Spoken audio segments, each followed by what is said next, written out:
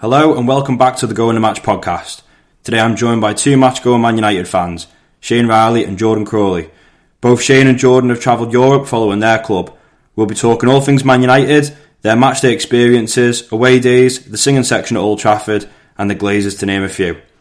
Lads, thanks for giving up your time today and thanks for coming on the podcast. Cheers for having us on. Yeah, cheers for having us. Right, let's get straight into it then. Both massive United fans. Shane, we'll start with yourself. What was your first match you went to, and what do you remember about your first matchday experience? So for me, growing up anyway, it's a bit not the usual story. Everyone usually has their dad who brought them to the game. I've not really had a father figure like that. I grew up in a pub with my mum, so that was my first experience of football. Lads coming down the pub, having their day. FA Cup final day is a big memory. Used to put platters on. It was bets, beers, football. First game for me was Arsenal in 2004. We were going to Manchester shopping, and I wasn't aware that I was going to a game anyway. We were in the Munich tunnel, and mum's fella at the time used to smoke, Liverpool fan. And he was finished a pack of cigarettes, gave me the cigarette packet. He was like, "Put them in the bin." And he reached into his pocket to put them in the bin too. Red dirty. So I was like, "Wow." Starstruck. So it was actually the game stopped Arsenal going 50 in a row. Oh really? At intervals, yeah, beating 2-0. Probably the most corrupt game of football. Watching it back, Mike Dean's had a shocker. It's Neville brothers kicking. I think it's Perez up and down the line. Who scored in that game? Rooney's first goal in the Premier League. Right. Historic penalty from a Rooney dive. I don't remember that game. Oh, it's unreal. Like, the biggest memory I had is coming out of the stadium at the end. Yeah. On my mum's shoulders and the whole Munich tunnel being packed. 50 games, you're having a laugh. Yeah. How old were you being then? 8. Yeah, it's my first one, and I didn't go to a game for probably 10 years. My mum's like not a big football fan as it is, and then what got me into Man United was my first game as a season ticket holder. Swansea at home. It's a funny story again. We boat over on my own, got halfway out and someone took a heart attack on the boat. So handy. Boat had to turn around. 45 minutes late to the game, turn up as Swansea go 1-0 up. So that was a couple of years ago. When was that? 2013, 14, I think it was. 2-1. Is that Van Gaal? Yeah. Right. No, Moyes. Moyes, yeah. Got my season ticket at the right time, didn't I? Yeah. Fergie goes, Moyes comes in. Wow. Yeah. So Jordan, same question to yourself? Yeah, mine probably not as good as a story, to be fair. Just went straight over with my dad, straight into Manchester. Probably Mackey's brekkie, as it always was when I went with my dad. Charlton at home, same year as Shane's, 2004, November. Right. Beat them 2-0. The only thing I remember, well, a couple of things. Obviously, goals. Scholes scored a bicy from just inside the box. Right. Decent goal, to be fair. Giggs got the other, but I was probably about 3 rows from the front, right in the corner flag. As soon as Giggs comes over, I'm like, these are real people. They're not just something they watch on TV. Heroes, isn't it? Like, yeah. At the start of a game, you've got Ronaldo, Giggs, all these heroes that you look up to. You're just shocked, aren't you? The thing that got me as well is, did you have that same sort of like going up the stairs and kind of like seeing the pitch? Yeah. Everyone has that moment, don't they? I think. Yeah. Do you know one thing that shocked me is the size of the police horses. Like when you're like, yo, do you know what I mean? They are built like aren't United, they? Arsenal in them days. It's true. There's loads of them. Quite big rivals then, weren't you? It was back then, yeah. Yeah, that first thing. I was sat probably 6 rows from the, what's it called, where the manager sits and all that stuff. The dugouts for all the players there, and you're not far from the front now. Yeah. I suppose there's something as well that you can both say that like he's were there when Ferguson was there. Yeah, 100%. Yeah, it's the one thing that at his time. A lot of people our age now they've not seen. Yeah, that's it. It's a completely different era, isn't it? I'd seen Ronaldo as well. Yeah, that's another thing. Yeah. So when did you sign him? Was that the season you signed him? 2000. Yeah, we did sign 2004, I think. Yeah. And you just got Rooney maybe the year before. No, it was that year because it was Rooney's first Prem game. Man. Oh right, his okay. First goal as well.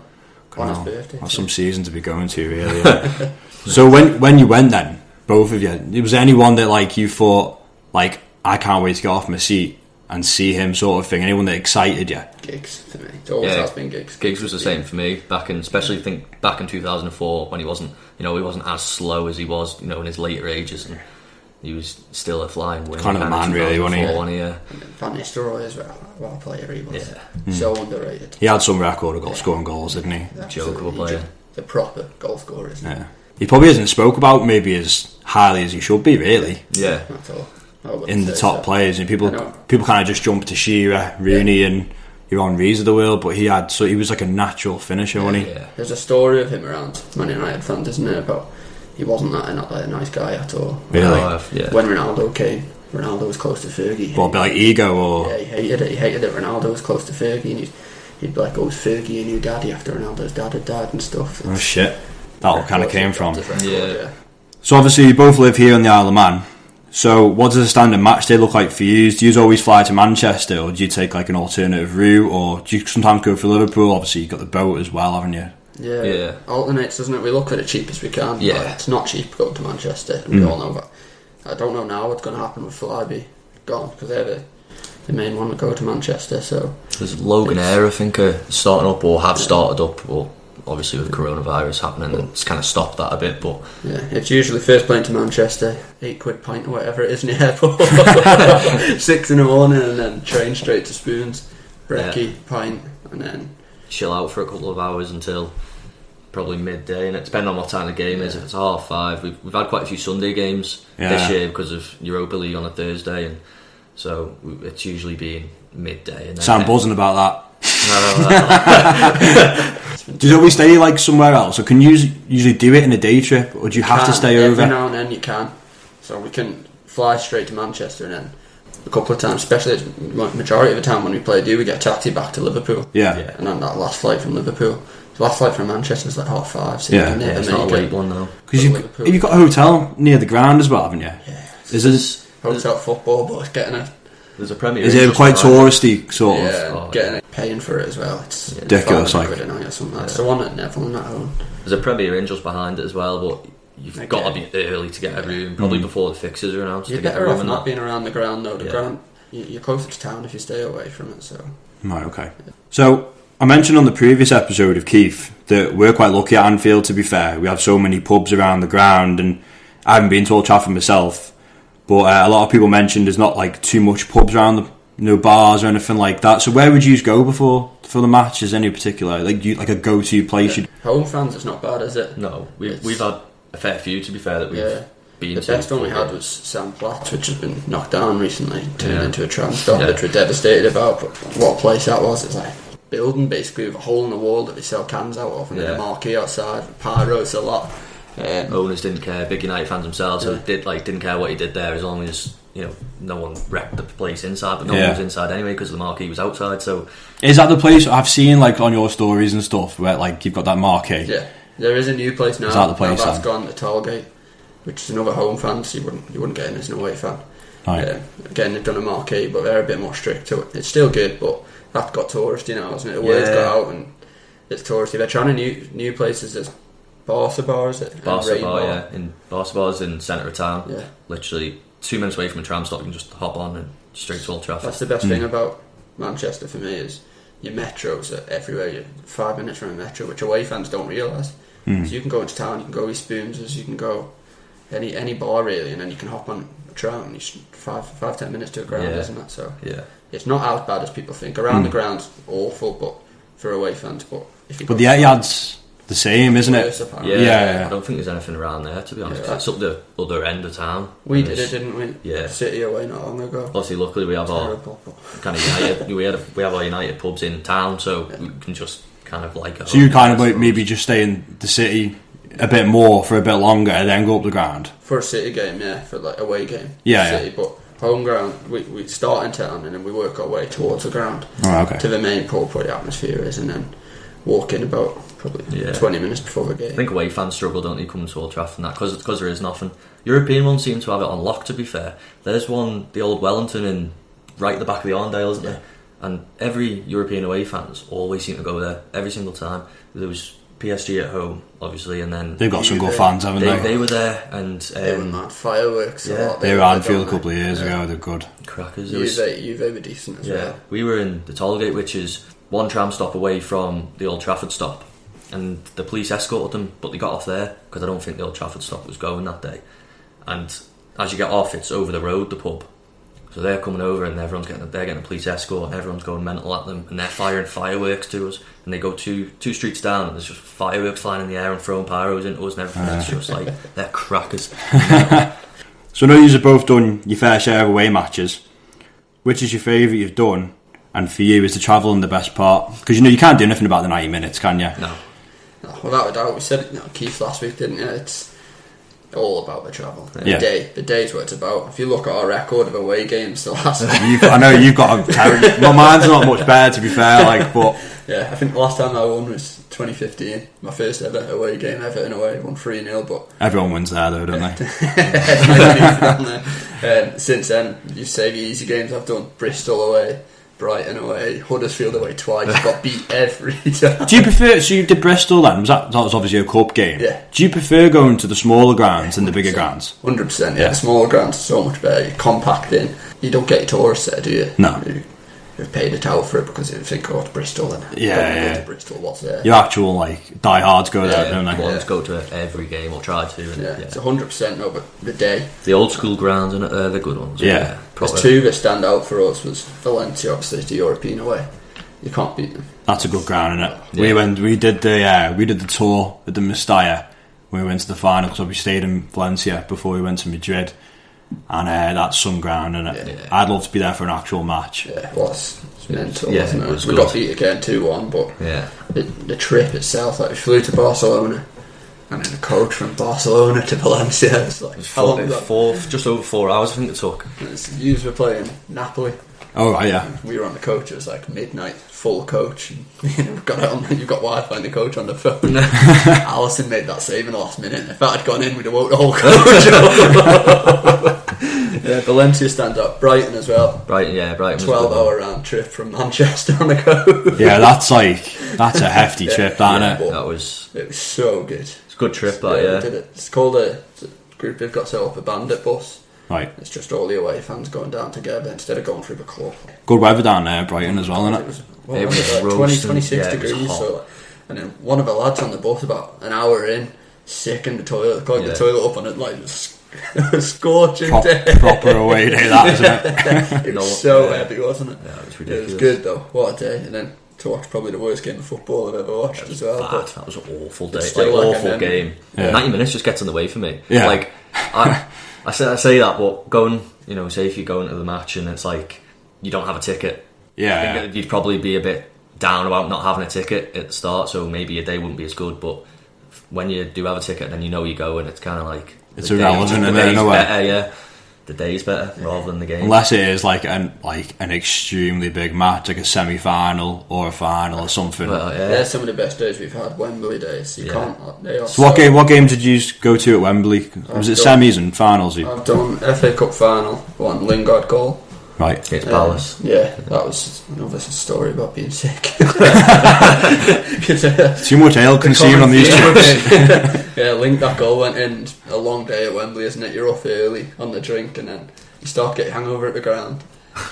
Especially that went extra time, and the goal went, you go mental, and then next thing I'm running down the stairs to the toilet being sick, and I lift my head up, and some fellas behind me. Oh, at least we're winning, mate. Oh yeah, shit.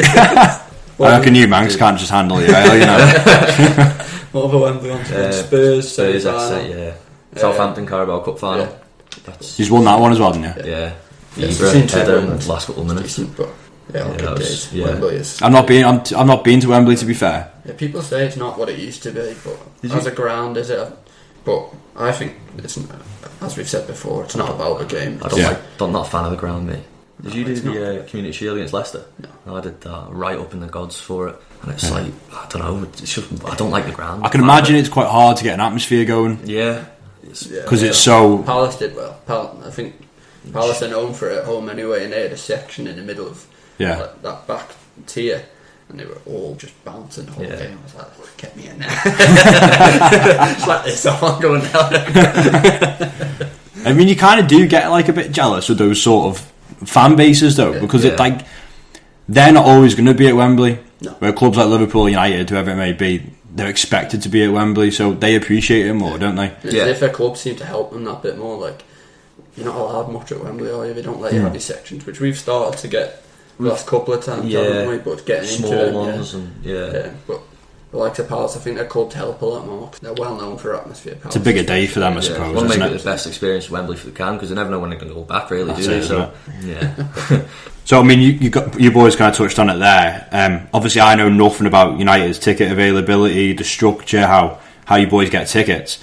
How easy or difficult is it to get tickets for the match? And is touting a big problem like it is at Liverpool, at United? Home games, so getting off the street really. Yeah. For the easy ones, you can get season tickets like that. You can walk. I was so surprised. So what's your set? Have you got members cards or season tickets? Both of your season tickets, yeah. Like, I applied a year. The season finished. Fergie's last season finished. I applied that year for my ticket, and then I got a call, and like just before the season started, do you want one? That's mad. Oh my god, I've got a ticket. Where's that come from? So it's easy to get your season tickets. Mine was the same, to be fair. Mine was Marino's first year. So I thought it was going to be a bit harder. Me and my dad just applied for it, and literally about 2 weeks before the season, John got a call. So there's no waiting list. It's literally just. They say there is, but there is. You can. If you go on the waiting list, you'll be waiting for ages. Rather than if you ring up and just ask for can I have one, they'll give you one. See, that's kind of a bit wrong in a way, isn't it? Like, a bit misleading. Yeah, definitely. But I think we have between, I think now it's like 55 to 60,000 season ticket holders. Stadium, isn't it? You forget So you don't have so obviously we have like a members card system. So you've got to like kind of build your credits up. Okay. Obviously, I've been on the season ticket waiting list at Liverpool since I was about 10.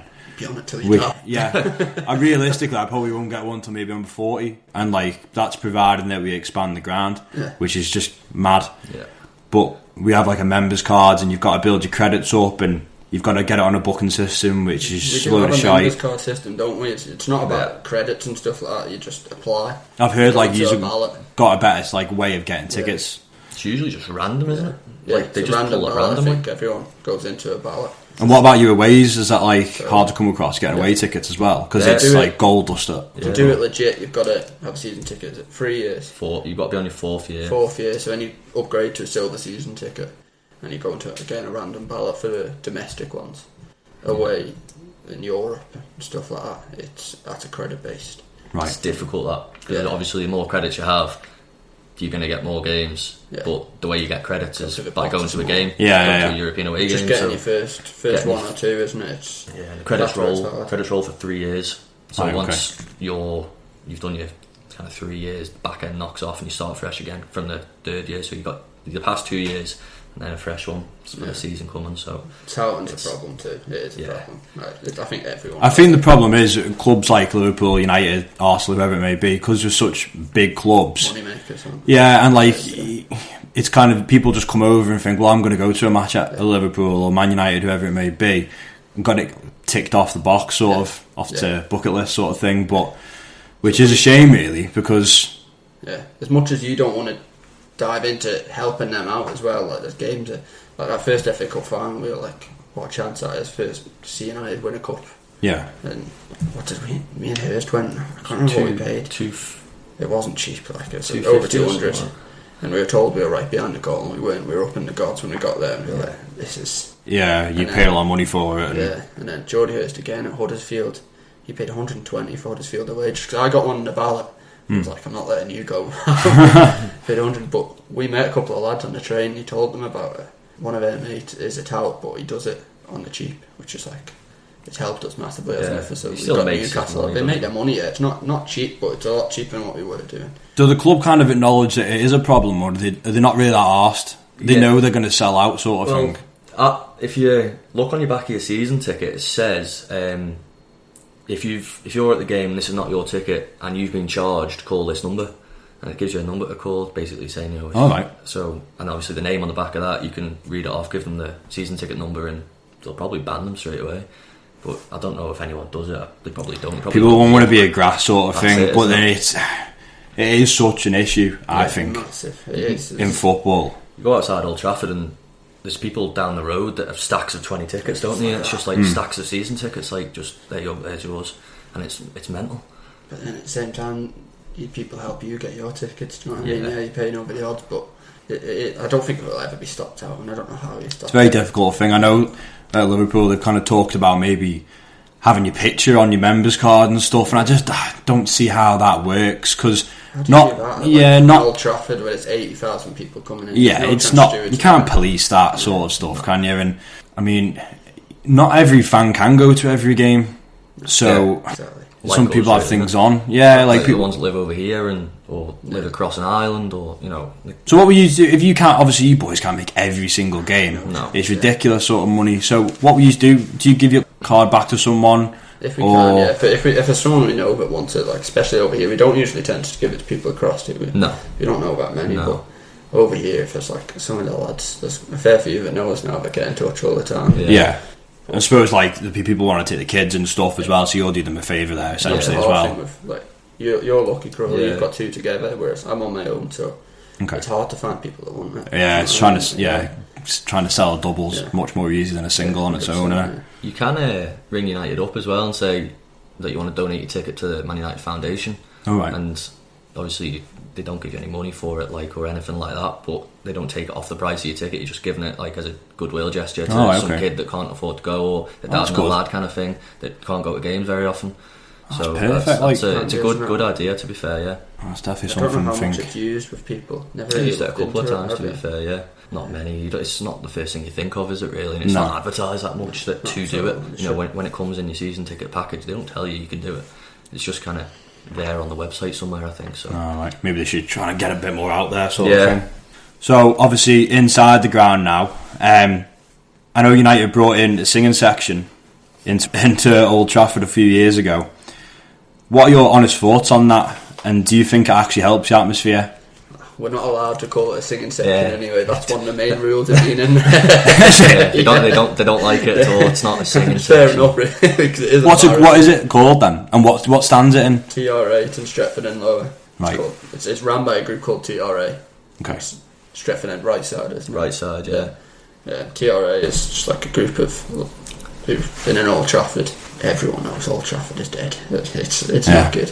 It's such a big stadium. You've got your touting problem, you've got your tourist problem. It's one of them. It's not good. 3 big games, it can be good, and if you get in the right section of the ground. Stretford End Upper is good. They're very good. And I think that's why they've moved it down to Stretford End Right Side. We used to have a section. You always used to take the mick out of with them flags. That faded off, but we've just put rail seating in there. Trial and rail seating in there, yeah. So having it at 2 ends of the ground, we'll see. I do like the idea of it, because for the lads that do want to go to a game, and it's more about the atmosphere than the actual game. So how do you go about getting a ticket and that? So if I'm a United fan going to the game, never been before, but I want to go sit in there, is it as easy as just, or you have to like apply for it in a certain way? It's mainly season tickets, isn't it? Yeah, so you can get in it if you get a ticket through the ballot. Yeah, you can apply, but you have to have a ticket. So you can't buy a hotel. You'll never get in. It's £5 membership per season. So, which to be fair isn't bad, but it helps with their costs, because obviously they've actually just brought out an app for it. So they've got an app and you can apply for all your games on there through it. So it's basically, if you have a ticket and then you apply, they've got all your ticket details and season ticket numbers and membership numbers, and then they send that off to United, and then they'll send you a paper ticket with your new seat. And you can be in groups. Obviously, like me and Shane don't have our tickets next to each other. There's me and my dad's are next to each other. Shane's is on his own, and another lad we go with is on his own. And you can create a group. So you can apply it as a group, can't you? Yeah. So you sat together. Yeah. If you all apply, you're all put as a group together. So it could be up to 50 of you in a group if you know that many. They've introduced season tickets now in there that you can move. You can't anymore, but you have to apply. We didn't do it because we're in the Isle of Man. We feel like we'd be holding up seats. We're holding up other seats, of people who should be going, but it's good that they've moved your season ticket in there, and they've got the under 25s as well. 16 to 25-year-olds, so you're getting youth in there as well, aren't you? That's what I'm trying, They're doing a ballot for a free season ticket as well. You pay £2.99, again, help them with their costs to run everything. That doing a cracking job of it, to be fair, and then they'll pick out a winner out of a hat and free season ticket. At least they're trying something, aren't they? Like, United are getting behind it as well. They've finally noticed that there's a problem with the atmosphere at Old Trafford. So what do you kind of think? Because I remember watching you boys, and I don't think it's either the shift of Fergie leaving and stuff, but your atmosphere used to be class. Yeah. What do you think's made the change, and what's dropped? Do you think it's performance on the pitch based, or do you think it is solely people just travelling to the ground and just going for the one day? I think mainly that it's Man United's turned into a brand. Yeah, too corporate. Massively, yeah, far too corporate. And the club got behind that with the Glazers involved. They don't help themselves, do they? Really? It has gone very corporate, but slowly starting to make that shift back up. So at least they're acknowledging it and trying to do something about it, sort of thing. So when you're in there as well, it's like when you're in every other part of the ground, you stand up, stewards are like sit down. Yeah. But these are like they speak to United like weekly and go over rules that they can and can't have, and stewards don't mind you standing up as long as you're not clogging the aisles. Being a bellend sort of thing. Yeah, basically. They've been speaking to a bar that Barca bar Shane mentioned, and they've been getting like deals, so you can go in there. I think it's like certain beers that are on draft and ciders, and they've been getting them down to £3 a pint. So okay. Like, so you're trying to encourage. Yeah, trying to get them. Again, they've done it in the ground as well, trying to encourage people to get to the ground early to create that atmosphere and try and encourage other parts of the stadium to join in. Yeah, but they're doing a good job of it, and it's starting to turn, isn't it? Yeah, it's made going the match a lot better to go to. So rather than our experience has been so much better. Yeah, especially it's just all about the day, but then at times like you can't wait to be at the ground, like because the atmosphere is going to be good. Yeah. So I mean, tying in with that, on the previous episode, I spoke to Keith about the Spirit of Shankly group we've got at Liverpool. Who played a massive part in getting rid of the previous owners, Hicks and Gillette. So I know the majority, if not all, of the United fans want to get the Glazers out. I just wondered if you've got any sort of supporters groups like that, and if so, what sort of actions have they took against the Glazers? There's a few. I try not to get too involved with it. No, goes they too come far, and go. really. Like when the team's performing well, don't hear of them, do you? It's quiet, but then performances have gone bad again. They're all up. Like get these Glazers out. Like it can't be like that. If you want them out, you want them out. Yeah. It doesn't. Just let them crack on. I think we're all. Most of them are like. At the end of the day, we're getting our money for our players. We can't. It's you see these loans that are taken out the club and this that the other, but for me it doesn't affect my match experience. Yeah. So I try not to get too involved with it. There is one, isn't it? Love United, hate Glazers. Yeah. Is that what it's called? Yeah, I think so. Yeah. So where did the green and gold scarf? That's what I was going to say. Where did that kind of stem from? Because I don't really know much about that, to be fair. Newton Heath, isn't it? Yeah, that was the original colours of Newton Heath back in. Which is what United used to be called before we changed to Manchester United. Yeah. So that's where it came from. Get rid of the red, white, and black, and let's go back to its roots and show them what it really meant. Be like. Yeah.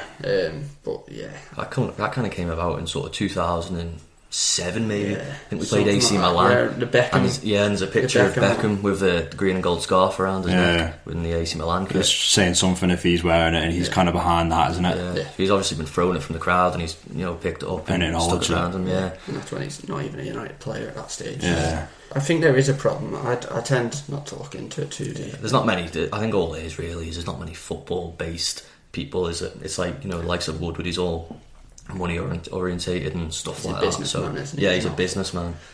And we need that football man. And I think once we get it, it'll probably help quite a lot. And I think everyone will probably back off not back off, but kind of lay off him slightly. Who was your man that used to be beside Fergie? His name escapes me. Gil. That's the man. Yeah. He was our football man. Yeah. And you haven't got that sort of figure anymore. I listened to another podcast the other day actually, and that was brought up about David Gill. Moyes came out with that comment the other day about Ole got time, I didn't. Yeah. How it started with him, like he was let down quite a bit. Like he made this decision to bring his own staff in, but he didn't only lose Fergie and we lost David Gill as well, who's a massive part of our club. They got what they want off the Glazers because we made them money on the pitch. Yeah. Whereas obviously, you suppose you don't see those sort of people until Yeah. people like Fergie go and then obviously realise how much of a big impact that is. Yeah, 100%. Well, I mean, I suppose owners is a tough thing really, because there's so many owners out there that are like that. Like obviously we've had them. I think they've got Kroenke at Arsenal as well. Newcastle's another one. Yeah. There is a problem that the Prem need to start looking into. I think they can't. You can't have people coming in with just money. And like, what sort of debt are you using at the moment as a football club? Something hundreds like of millions. I seen something recently where they've pulled out $1 billion out of the club. That's just in loans and not put anything of their own money into it. So what we make is what we make, and we'll use that to buy players. But they're not actually pumping their money into it to help. They're just taking loads of it out. Yeah, taking dividends out. That's where it comes from. And it's so that sort of thing can't carry on really. No, it's not justifiable. No, not at all. You've seen clubs like look at Wigan, a well-run club, and then something like this has happened. Mm-hmm. They could kill off clubs massively. it's a worrying thing, isn't it? Yeah. So, touched on Fergie there. So he leaves the club, and I think it's 2013 he leaves us. Am I right in saying that? It's around 2013? Yeah. It's my favorite. Yeah. So obviously you appoint Moyes, and we're kind of all aware of like the managerial roundabout you've kind of had since. Playing devil's advocate here, let's say that Klopp and Guardiola are both available at that time. Who would you rather take over and why? There's no way I am not going through this podcast and not talking about Klopp. It's a tough one, that. I don't like... Alright, I'll have my say on it because obviously I've thought of the question. I think he's really missed out on getting Klopp. I thought Klopp was... Obviously he was linked, wasn't he, with United, and it was Klopp's wife that had said that she didn't have a good feeling about it or something along those lines. And obviously ends up at us. But I see him now and what he's done, and I see so much of Fergie's traits in Klopp. I think he's massively missed out there. That's my opinion. Yeah, you've got to hold your hand up. He's a brilliant manager, and who knows if we could have had him. Same with Pep, could have had him. Yeah, there was rumours of Pep, wasn't there, coming? Yeah. It's a tough one. Putting them up against each other at the moment, you've got to different styles, aren't they? Yeah, 100%. But for me, you've got to look at Klopp and think he's done it in Germany. He's now doing it. He's done it in Germany at a low level of Mainz. He's then done it with Dortmund, done it with Liverpool. I can't see him renewing another contract at Liverpool. I can see him wanting to move on and show. If he can go to Germany, and do it at international level, he's held right up there as one of the best ever. It's quite a tough question, really, because Klopp's the sort of manager you kind of... So Dortmund were kind of... They weren't really anything at the time. Yeah. Obviously, we were in such a tough patch, and he kind of... At both clubs, he hasn't had loads of money to spend. With Hughes, he would. Yeah. So that kind of makes me think maybe Guardiola would have been a better suit. Yeah, I know what you mean. Yeah. But look at Mourinho, everyone said.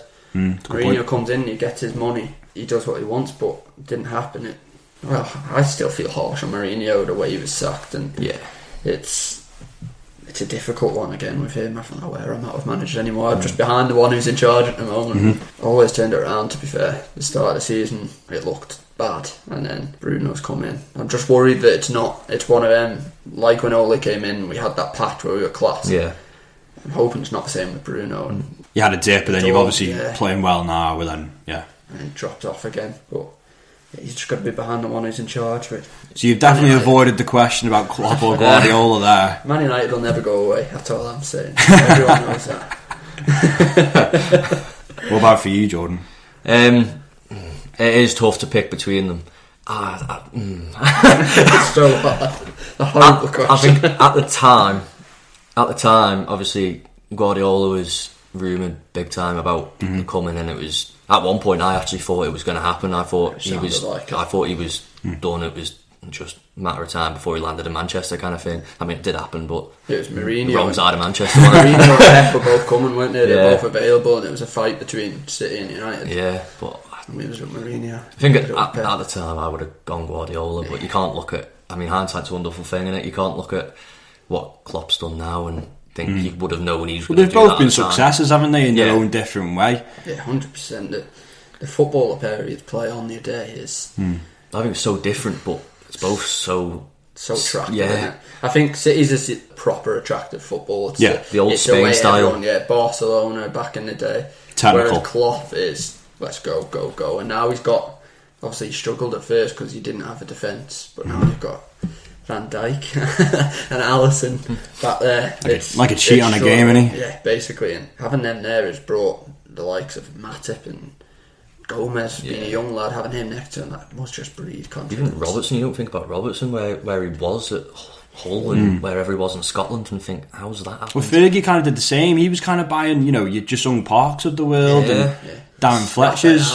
And but they all did a job, didn't they? Yeah, 100%. So I know it is a tough question, but it's definitely Klopp, isn't it? If you can carry it on. Never win 3 in a row, will he?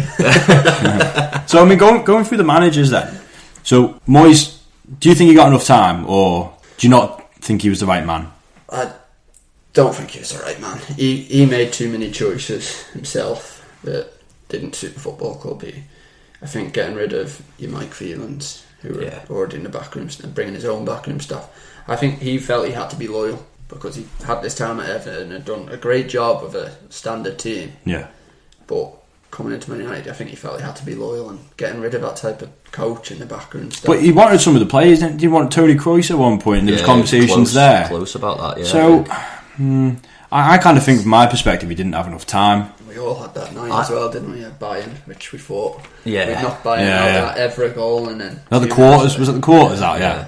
Remember watching that. Later, we were all knocked out. I look back at the Fulham game, and it kind of reminded me of a Sunday League game, and it was like 87 crosses we had or something, and it's like, that's not how United play football. We don't just, Fellaini up top and just hump it into him, and it's like, that's not United. He was after his Tony Kroos and all that, but we ended up marrying Fellaini, who's he does a job, but he's not Tony Kroos, let's be serious. Yeah. When you sign those sort of players, you're kind of going for a particular style of play then, I suppose, aren't you? Two completely different styles of player as well, so how can you go from Tony Kroos to Marwan Fellaini? Like, panic, didn't he? He's panicked and says, I'm going to have to change my style of football. No manager should do that. Klopp wouldn't do that. Pep wouldn't do that. If you don't get your man, you don't get your man. Try again in January, or you know. I suppose that's what Solskjaer's doing now, isn't it? Yeah. It's finding the right players, I think, isn't it? We've had, over the seasons now, we've had players that come. Look at Di Maria. He's come. He's got his wage. Doesn't care, and off he goes again because he didn't like Manchester. And it's like you want players who want to come and play for Man United because it's Man United, and I think we're getting there as well. That base 11, there's one or two maybe are on their way, but the base 11 now it's looking like a squad, but we struggle coming off the bench. We've got no strength and depth at all. West Ham the other day, nothing was going our way. Who do you bring off to make an impact? Agarlo, Dan James. Yeah, it's not enough, is it? So after Moyes, you get Van Gaal. Yeah. What was your thoughts on him? He's a funny man, anyway. Brought me some laughs. Yeah, had some good memories. Won the FA Cup. And got sacked. It's another game we were at the FA Cup. Sacked straight after it. How did you feel about that at the time? Did you kind of think wrong timing? I think he couldn't have done it. These aren't really a club that are known for that sort of thing, are you? No. Gary Neville says a lot about Arsenal and how they've got such a great reputation with their managers and being a classy club, and that was a bit of a shitter, really, wasn't it? Yeah, it was bad, and it put down on it, really, didn't it? You come out of the ground at the end and you're absolutely buzzing. Yeah, you're hungover already from the day out, and you get that news through on your phone. You're like, how? Why? So harsh. It's, at the end of the day, you did a job for us. He got you back into Europe as well. Did he get you back into Europe? Yeah. And had a year in the Champions League with him, didn't we? We had an alright run in the Europa League till we met you lot. On the worst days at Old Trafford that I've ever had, knowing some of the boys were at that. Clark Glover, Dino and Kenny were at that one. I didn't go to that one, but that wasn't a bad one, was it? What's the other one? The Arsenal one. Here's a story for you. Geordie Hurst. He'll hate me saying this. We were at Midland at home. We went 3 games in a week. Rashford's first game, he got brought into the squad late because I think Martial got injured. We went 1-0 down to Midland. And at half time, I think we were 2-1 up, maybe 1-1. And Geordie turns around to me and goes, "Who's this Rashford kid? He's shit." He came out the second half back too. Quote of the season. Went to Arsenal on the Sunday after it as well. I think I finished 3-2. Rashford got another 2. It was the day Van Halen, remember? He jumped on the floor. He brought some laughs, and there was some good games that we had under him, wasn't there? We actually at times looked like we were kind of getting back to some decent football, and then it just dropped off again. His was opposite to Moyes, didn't he? Like he had his style of play, and there was no change in that. It wasn't a Man United style of play. It was defensive, wasn't it? It was so defensive, passing the ball around the back. Slow. I remember he's being very slow under it. Very slow. I still think we're slow now. It's still a problem. I think we're trying to get out some of the players. This is the thing. I mean, going into the next one, so then you get Mourinho. Yeah. Thoughts around Mourinho? Did you just want him at the time? Should have got longer? Again, I was stuck between Pep and Mourinho. When you hear when he's here, he's signed. It's like you get excited, don't you?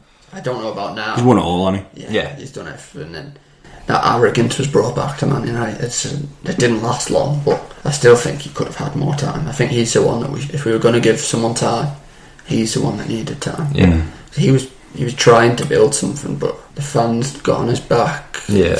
When you start booing your manager, it's wrong. But he wasn't living in Manchester either, was he? He was in the Lowry Hotel. Yeah. He was staying in the hotel room. That's what people were like, well, he's going to ship off soon, isn't he? Yeah. Doesn't really fill you with confidence, does it? Yeah. Mourinho's got this thing behind him, doesn't need a 3-year thing. I think of all the managers he's had, I said that Moyes should have got time, and I think that, but I think out of all of them, Mourinho probably deserved more because he's got it. He's got all the honours there to see, hasn't he? Turned up straight away, won the Europa League. He had the And treble thing. he probably had the hardest job of them all because he ends up with 3 managers' squads all mixed together. Yeah. You know how he plays. In that squad, didn't he, really? And he got how many transfer? He got about 2 or 3 transfer windows to do his own thing. He brought Pogba in, whether that was the right thing to do. Ibrahimovic as well for a Ibra's season. a great signing, I think. Again, it was more arrogance into the club. Kind of a Cantona sort of signing, that wasn't it? I was watching. Obviously, knew we were going to do this podcast, so I watched a bit on Ferguson. He does a documentary. I think it's on Netflix, and he says about Guardiola. I think it must have been about 20. It would have been 2009, I reckon, after. Champions League final. And I think he says he goes to New York or something, and he met him there, and he said that if you're going to leave, give me a call and we'll talk. And he said he never got the call, which I found quite amazing because you were in a good spell then. You obviously, and then when Man United come knocking, and City had the money, and they, we know where they're up to now, but yeah. I find that a bit bizarre, really. It's strange, isn't it? You think kind of makes me think United maybe didn't go in for him as much as maybe they should have. Yeah. Makes you think why I chose City though, doesn't it? Obviously, I know lots of money and lots to play with, and a couple of titles here and there. But you had money. What? Yeah, but what was the draw for City? Yeah, what drew him to him? I don't know. I don't know. But I think that's another thing on Klopp. You say that you think he's suited to us because you see things in Fergie, but I'll hold my hands up. Hughes and Dortmund. The same sort of thing, whereas we're not like that. That thing with the fans that he's got to use, I don't think he'd have at Old Trafford. The back and them, you probably wouldn't have had the time. No, exactly. Hughes had to stick by Klopp. He didn't exactly hit the ground running. It's good to see that you were building something now. But there was a fair few seasons there. He was known as Jurgen Klopp for a while, wasn't he? Yeah. Backfired. That's backfired, hasn't it? So this is a bit of a slightly random question that's come into my head this morning. Obviously, I knew you boys would come on the podcast. Looking at it from the outside, I always feel like Wayne Rooney probably isn't appreciated as much as maybe he should be by United fans. Am I fair in saying that, or am I just talking absolute shite? Because he's your record goal scorer. He's a club legend, and he's won so many titles. He's won pretty much everything there, hasn't he? I think the only thing, did he win an FA? He won the FA Cup under Van Gaal, so he won everything. I kind of just think maybe he's not appreciated as much. I can see where you get the idea from. There's the Yeah. thing with the transfer request that happened. I think that tarnished his reputation a little bit, and people didn't like him. But at the end of the day, he signed a new contract, knuckled down, and look what he's done for the club. He's still won title. If you speak to the right people, you'll get the right We'll go to answer. Derby away in the FA Cup this year. The whole, and obviously he played against away, 90 minutes. It was just Rooney constant chance. Rooney chance. Yeah, Like it that was last constant. minute, he had the free kick that Romero got an unbelievable save. Yeah. But everyone's wanting that to go in. It's like, Yeah. what were we, 3-4-0 up, and it was like, go on, let Rooney have a goal, celebrate in front of us. And So do you think it is because he tried to leave at one point? Because if I look at it like that, then I kind of say, well, Gerrard did it at us, and he went on to win titles at us. it's a weird one. I think even for England, Rooney's not appreciated enough. Like, he is one of the best strikers England have ever had. Football, to be honest, he's up there, isn't he? Yeah. What he's done, he's achieved some of the goals he used to score. He is underappreciated. From I think 16 years old as well. when he retires, I think that's when people will realise what a player Rooney actually was. And Do you think? I hope so anyway. Because is it the Holy Trinity you've got or something like that outside Old Trafford? Would you ever see him getting a statue or anything named after him? Good question. I can, but I can't at the same time. I think. Do you think it's to do the Scouser appeal? Maybe. Possibly. Don't know. He's Evertonian, and so it's a bit different. Well, you go to these grounds, you come to Anfield, don't you? Slagging the Scousers off and everything else, whatever it may be. But he's one of them, yeah. And maybe it is that. That's a good point. I never really thought of it like that. I'd hope not, because personally, I love him. What a player. Yeah. Growing up, like when he was a Man United player, Yeah. young he's a player that you idolise, isn't he? And you think of it from his perspective, there's nothing he can do about that. He signed for years. You know, he could Scored have from the off as well. Yeah. That hat trick in the Euro. How passionate he was as well, wasn't it? He loved it. He's captain for a bit as well. Yeah, he went to Everton and kissed the United badge from the Everton. that's like- So he showed where his loyalties were. I don't know. It is a tough one. I do think he is underappreciated by a lot of people. Yeah. I think it is harsh. I think we'll kind of see what happens when he stops playing. I think would be more of a, if it carries on like it is now, then definitely underappreciated when he stops playing. But maybe because he plays for a different team now, and he's at Derby, he's been to Everton, he's he's still been playing, to America, and Yeah. so The stranger, I think there's quite a few players that are underappreciated. But probably haven't achieved as much as what he did, you know. Yeah. It is an odd Very one, and true. I find it an odd one. The other thing I wanted to ask you is, kind of ending on a high note, what are you most looking forward to in the future for the club under Solskjaer? You know, he's playing some attractive football now, though, aren't you? Yeah. at times we do. It's an exciting time, I think, for us. We're always started to build someone. You can see what he wants, and he's not letting anybody say any different. He is going back to the Man United way, from the roots, and he's bringing youth. You've got Greenwood coming through. What a player he is going to be. He does look. I was watching him the other day, and I kind of thought he was. I always thought he was left-footed, but I watched him and I thought he's not. He's very much two-footed, isn't he? 100%, and that's what's dangerous about him. There's a story about him, wasn't there? That he had a penalty in the youth teams against City, and he took it with his left, and he missed. So he now takes him with his right. And against There's a video against Hughes. Yeah, he got 2 free kicks 18s. on both sides of the box. Scored In the both. Youth Cup. Yeah, Scored both one was for left, one was different- How?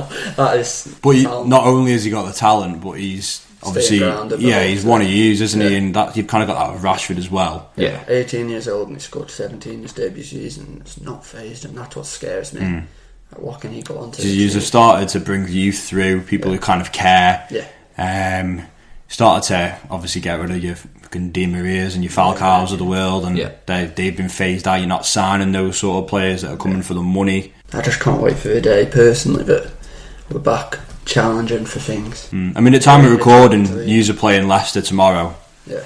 That's like a cup final, even though it's not. Nervous I because feel sick thinking about it. you look at the games we've played recently, and you look to the Chelsea game or the other games that we've played, Southampton game, and it was every time this season, diabolical. isn't it? Every But time then this season we've had someone to play for. you look at other It's games gone wrong. like Bournemouth lacking a bit defensively, but up top we fired in 5, and it's like that doesn't happen. We haven't had that. Like, I think Solskjaer's what's happened twice under him. First game against Cardiff, wasn't it? And then since then it was 2013 when we last scored 5 goals. And it was Hat-trick like as well.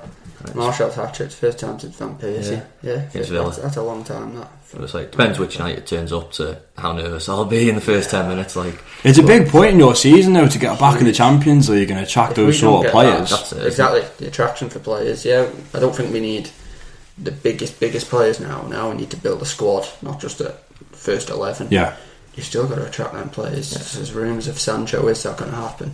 I think it will happen. But Do you think you need Sancho as much as maybe I you do. needed another centre half, or and I do. We need both. We definitely need a centre half.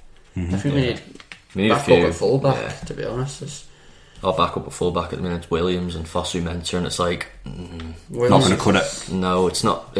Going back to the depth, isn't it? It's it's not enough depth there. Like Sancho, I say, I'm kind of in two minds. Like, obviously I want him to be world class, but then it stops Greenwood getting as much game time, and it's like, well, if he doesn't get as much, what's he going to do? Is he going to want to move off? And but do we stay having Greenwood starting and only having Dan James to replace him? That's it, isn't it? You can't be It's like hard, it's for Man hard. United. We have the best players starting 11 and on the bench, no matter what. I just pray we'll be back up there challenging. Like, we've not seen us win a league properly. Like, No. yeah, everyone says, "Oh man, you've seen it all growing up," but when we Not really really. got into football, do you know what I Yeah. mean? Like when because you're young, you don't understand until you. Oh, start I'm telling you going to something the now. game. You boys ruined my fucking childhood time and fucking time but again. Now you're like match. Now going. it's my time, yeah. and you're a match going as well. We weren't match going when we were Yeah. winning everything. Yeah, we've won the FA Cup and stuff, but to be going to these games constantly and then being there to see us win something like that. When it's- the more games you go to, you kind of feel like you're more part of it. If that, rather than just being at home watching it and as a kind of a kid. That's Yeah, all you do, boys, but- you boys are in your early 20s, and I kind of see things on Twitter or just like fans in general that they're in the 30s and above, and they are so fucking annoyed about not winning the league every year.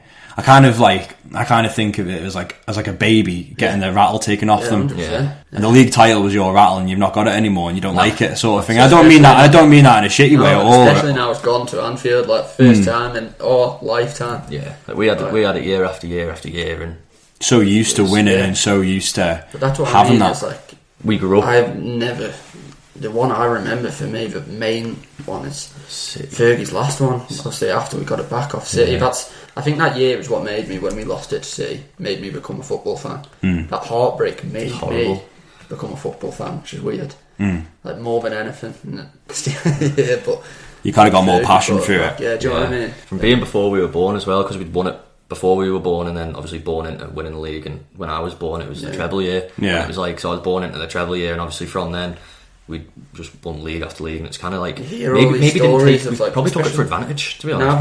Now that we know people being there, done that, and seeing all they were there for the treble, we want them memories for ourselves. Yeah. Now he's ago in the match, he's old enough, obviously. Yeah, it's to understand what it means. Yeah, having one of those moments for yourself, sort of thing. I mentioned that on the episode, the first episode of Keith. You want those moments for yourself, don't 100%. You? So, finally, the podcast is obviously centred around going the match. So, with every podcast we're doing, I want to end by asking, what are your top 3 favourite matches you've been to? So it doesn't have to be based on 90 minutes itself. It can be something that happened during the day, whatever. I know you've been sick a lot on these trips. So have you got one that you haven't been on? A few. It's a tough one. That it is hard, that question. To be fair, Valencia's up there to your European away. It's the first one we've done, and it's definitely not going to be the last, because they're the best trips you have. Get the memories from. Yeah. You get there, you get to your Irish bar first thing. It's stupid, like we all go to these European countries and the first thing end we up look in for is an British Irish bar. And a Mackey's. we actually did, to be fair. We actually had a Mackey's breakfast on the day of the game. Pints and Mackey's in Spain. Yeah, so Valencia's probably top for me. Did you win that game? No. That'd be 2-1. 2-1, yeah. It was a game to go top of the group, wasn't it? Yeah. Bottled it. Just don't know what happened. So it ended up being PSG in the next round, so didn't really matter. But yeah, again, the game itself, don't remember it. You're so high up there anyway. That is the steepest ground I've ever been. To be fair, that was probably the best I've had at a footy game. But I don't think I remember from 3 p.m. that day. Unbelievable. It's kind of the weather and being on the ale, different ale all day, and taking in the atmosphere and everything. You kind of go away with it a bit, don't you? It was in bad condition that day. Like after the game, we were going to go back to the pub, weren't we? There's a story, isn't it? We were lucky. Yeah, we were going to go back to the pub, and that we were in before the game. And Spartak Moscow were playing Villarreal on the Thursday in Europa League. So they were in Valencia, going to get obviously a bus or a train out, whatever, out to Villarreal, and I was hammered. And couldn't go back to the pub. Shane, I was like, I'm going back to the hotel. Shane was like, yeah, Sam. Anyway, it was like 1 a.m, 2 a.m. Anyway, I woke up in the morning, seen a message coming at 1 o'clock in the morning off one of the Irish lads that was over, and he was like, were you in the pub after the game? And I was like, no, why? And he was, the Spartak Moscow lads came in and filled everyone in. I was like, what? Still passports, wallets, everything. And you should have been in good like nick. Well, we had to get coached back to Barcelona for our flight the day after. Was it? It was 2 days after, and they'd obviously played that night. And we got to the coach station, and they had the flags around, and me and him were like, let's just not talk, you know what Russians are like with their English people. Just get kip on. Yeah, heavy the Russians are, aren't they? Scary people. Football's not about that. There's stories here, but it's just stupid. Just go watch the match and that's it, isn't it? Exactly. Yeah. Brighton, we mentioned earlier, another unbelievable trip, 6 hours on a coach. But it's just full of Reds. It's just class. Same top two as me there as well. Do you have any mates over there that you meet that obviously aren't here in the Isle of Man as well? Yeah, quite a few. Yeah, we just meet them as you go, really, don't we? We kind of.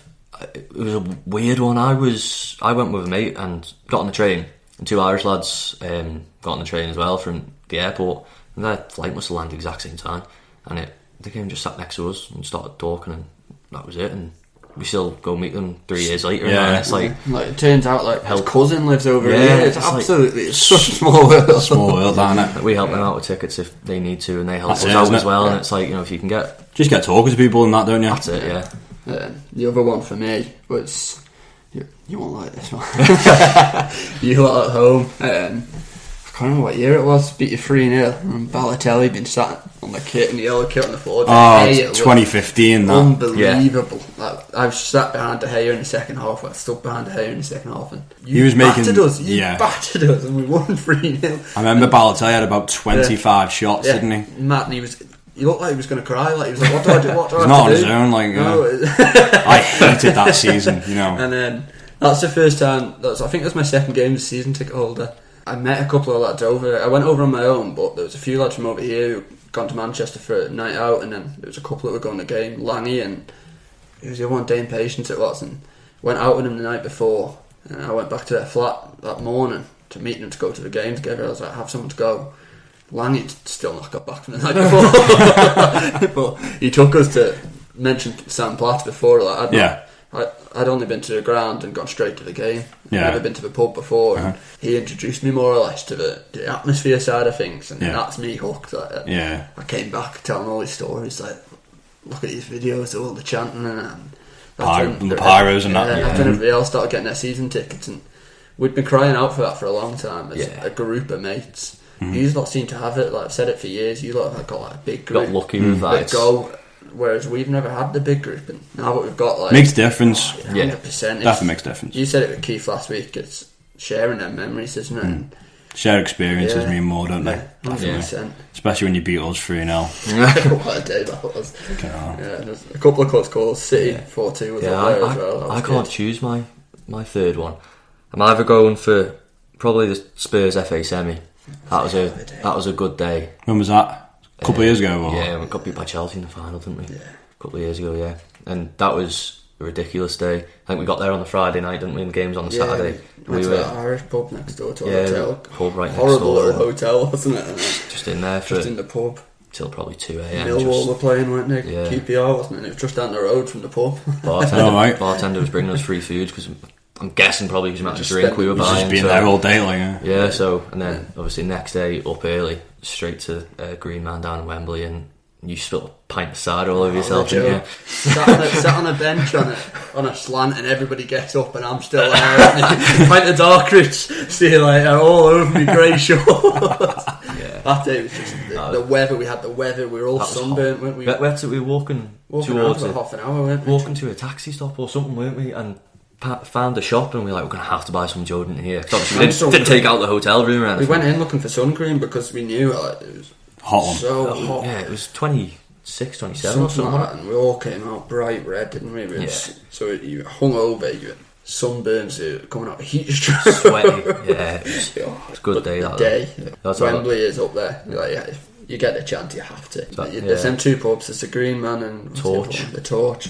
Because you get allocated your sides, don't you? Allocated your pubs. And they're the two main ones, and one's on the main road, and one's got a massive beer garden, and it's ridiculous. It's a place, isn't it? Yeah, 100%. It's hopefully the European aways next, so we need to get more of them. We were hoping we'd get one in this season, but Corona's ruined that. So. Still people flying out to Germany. I've seen some of the lads that are across going to Germany and that. Really? One of the Irish lads, the guy that has a cousin over here, he booked it. Flight got cancelled, so he's rebooked it with someone else. And you have a good away following, really, as well, don't you? I'm not going to sit here and be biased. Like, you can see in the matches, like, he's have such a good away following. That's why the last few years for me, that I've not really been to the home games as much, and people can say, you die harder in the aways, aren't they? The away days, you can't beat. There isn't a day better. Every away day we've done has been class, hasn't it? Yeah, it is good days. Even when you get beat by City, and as much as you don't want to get beat by City, it's still like doesn't matter who we get beat by. It's everyone for me. I've actually never seen us win an away game. Not happened. Don't know when it will. Went to Brighton expecting to win. Get my first away game. First win. Nope, didn't happen. Huddersfield twice. Huddersfield twice. It was last game. Was it last game of the season? I went last year. I think it was. Yeah, it was. And they were already down. I think they got a draw out of us. And that meant we couldn't get Champions League, and we were coming out the ground still singing, like Kazakhstan away. Ended up we got Kazakhstan, didn't we? Who did we play? Yeah. Well, get back to it. Long may those away days carrying on losing continue then. Alright lads, well thanks very much for coming on, really appreciate you giving up your time. Cheers for having us. Hope you've enjoyed it. Yeah, it's been good. Good stuff. If you haven't already, please subscribe, follow and share, and of course leave a 5-star rating.